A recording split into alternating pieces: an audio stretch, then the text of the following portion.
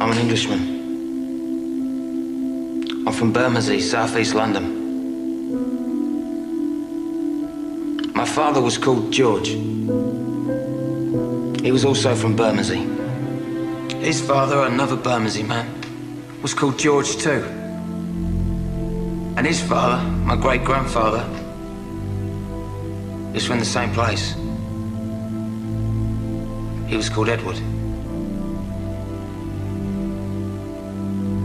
These 3 generations of my family were in the fish trade. I'm the first member of my family not to work at the market in Billingsgate. My great-grandfather had 11 brothers and sisters. They all married, except one. They had 43 children. Of these, 37 married.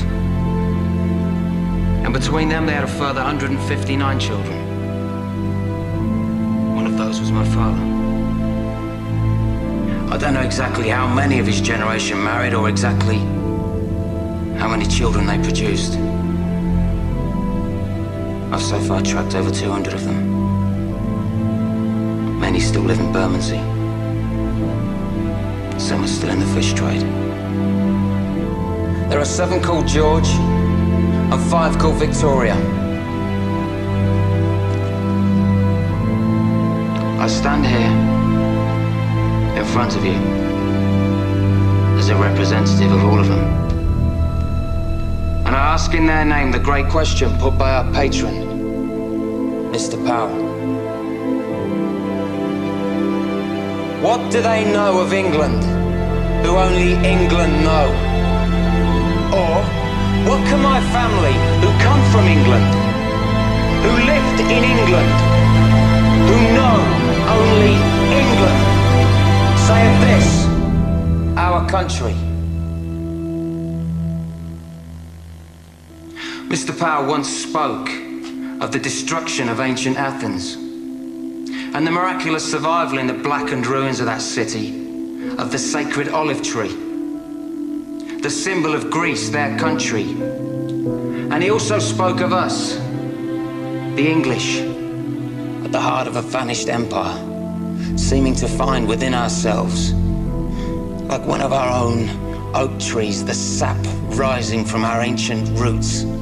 And he said, perhaps after all, we who have inhabited this island fortress for an unbroken 1,000 years, brought up, as he said, within the sound of English birdsong, under the English oak, in the English meadow, beneath the red cross of St. George, it is us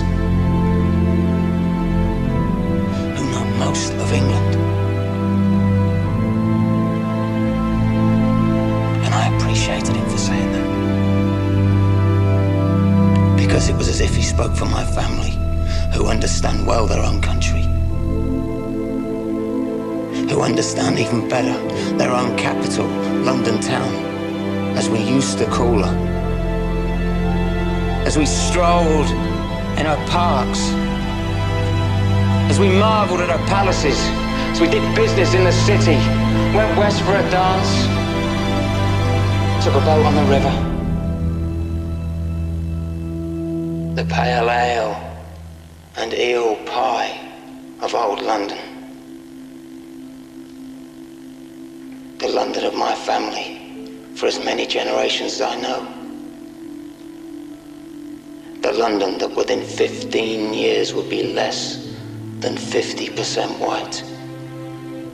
London where in 15 years, a white person will be in the minority.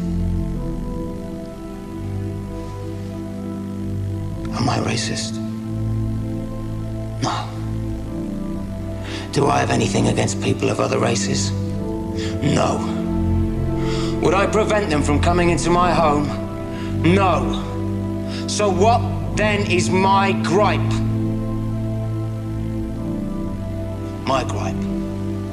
And I speak on behalf of 7 men called George and 5 women called Victoria. My gripe is quite simple. My gripe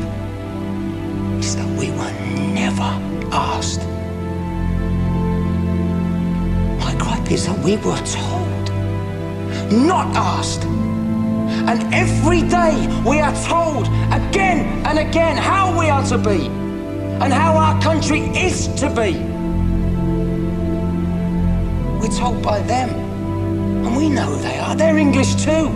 They're the class that has always set themselves apart. They're the class that has always taken whatever they wanted for themselves. And now they are the class that is giving England away.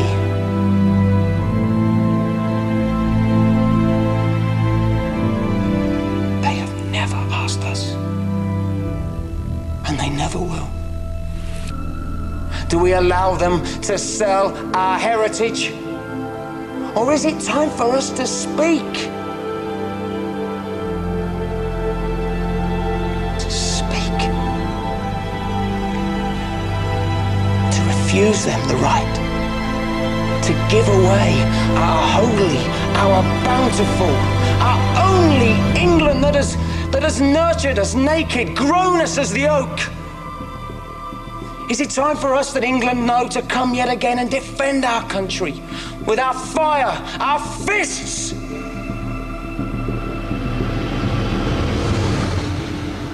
Is it time for our sons to rise again